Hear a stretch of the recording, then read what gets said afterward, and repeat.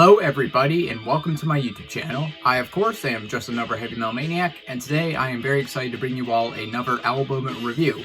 I meant to review this album earlier since it came out 5 days ago now at this point as of when I'm recording this, but I just didn't really get around to it until today. Today I'm going to be discussing the latest studio offering from Tokyo Blade entitled Time is the Fire. So, this is the 12th studio album from this new wave of British heavy metal band released on January 17th. And yeah, this band, Tokyo Blade, they're one of just, classic new wave British heavy metal. I would say they're one of those bands that they didn't quite achieve the same level of success or notoriety as, like, say, Angel Witch or Diamond Head or Saxon. But they do have a pretty decent fan base from, what I've seen, and they are kind of regarded as, like, kind of one of the bigger bands to come out of the new wave for British heavy metal. Me personally, I'm a big fan of their first two albums, their self-titled and Night of the Blade. I think both those albums are honestly pretty awesome. Just great, classic heavy metal, just amazing riffs, great vocals, great harmonies, pretty much everything you want of just like classic heavy metal. But after those first two albums, there is a very noticeable drop-off in quality. This band, they kind of tried to go like the Def Leppard route and tried to like commercialize their sound to make themselves more accessible. And it wasn't to great effect, really, and they released some pretty bad albums, honestly. But they came back, about a decade ago or so, I want to say, and they've been releasing albums since. And so, yeah, this is their 12th studio album, and, well, this album, the first thing I did was when I went on Spotify and looked at the album, the first thing that really grabbed my attention was the length. This album is over an hour long. In fact, it is...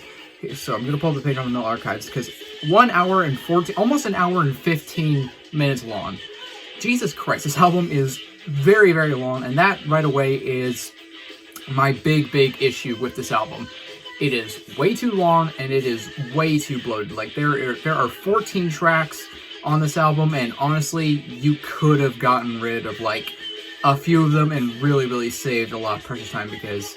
yeah, this album is simply way too long for what it is. And there's just a bunch of tracks on here that really just kind of don't really stand out that much. And while there aren't any moments I necessarily consider to be, like, bad, there are just, there are just songs that are just kind of there. Like, they just feel like filler tracks that are just like, okay, we'll just throw this on here just to pad out the length of the album. Which I don't get, because this album really does not need, like, padding. Like, because, again, it's, like, an hour, it's over an hour long. Like, it's ridiculously long. But there are some good songs on here, like, I think Moth to the Fire is a pretty good song. The Devil in You, I enjoy. Written in Blood. Another track I liked was The 600. There are some good songs on here. This band, it is, like, because even though this band did change lineups quite a lot over the years, especially during their more kind of, like, glam metal era, this lineup, it is mostly, like, the original lineup from, like, their first two albums from what I've seen. So I think that is... pretty neat, and I think these guys are all, like, talented musicians. I think the vocals, while they're definitely a bit aged, I think Alan Marsh, I believe is his name. Correct me if I'm wrong. I think he delivers a pretty solid vocal performance. Yeah, there are, again, good songs. There are some solid riffs. There are just those great classic new wave British heavy metal style melodies and harmonies that you would expect from a band like this. But again, the big problem with the sound for me is simply it's way too long. Like, it's got just a ton of filler tracks on it, and they really could have trimmed off the fat of this album, and they really failed to do that, in my opinion.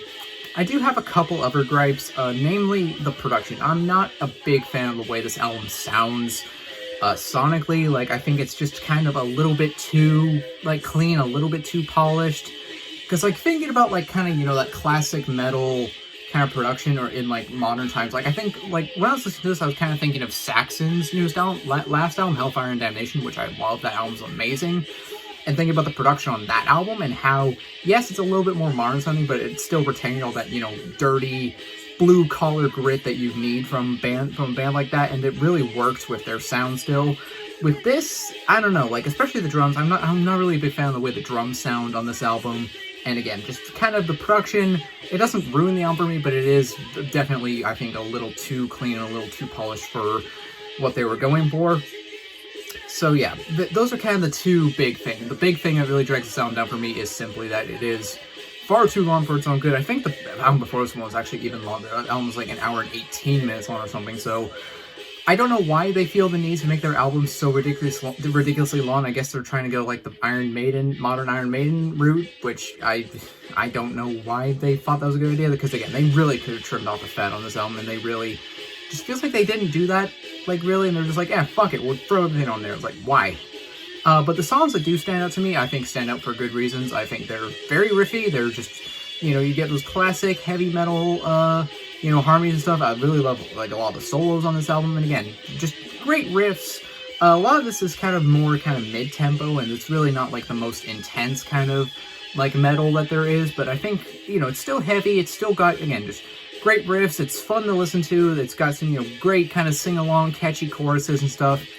So overall, I do enjoy this album, but if I had to give it like a rating, I'd probably give it like a 3 out of 5, because again, the production of this album and simply the track listing and the length are really the big things that hold this album back from getting any higher of a rating. Overall, though, I think this is a solid offering for what it is. I think, and there are some good songs in here, but again, if they could have only just trimmed off the fat and just, you know, made this album a little bit shorter, or a lot of it shorter, honestly, I would have enjoyed it a lot more. But for what this album is, I think it is pretty decent, and yeah, this is, I think, another case of, you know, the old guard kind of showing up and proving that, hey, we can still write some pretty decent bangers, and, you know, we can still kind of show the new kids on the block, you know, what's up, and to, you know, remind them never to forget where the stuff that they worship came from. So that concludes my review of the newest album from Tokyo Blade, Time is the Fire. If you made it to the end of this video, you are awesome, and I appreciate you. Consider leaving a like. If you enjoyed this video, leave a comment down below. Tell me, do you agree with my thoughts on this album? Do you disagree? Let me know down in the comments, and consider subscribing. If you're not subscribed, do consider subscribing, because I do have a lot more content coming your way. And, well, that about does it. I am just another heavy metal maniac. I'll see you all sometime in the future. In the meantime, all of you take care and have a great day. So long.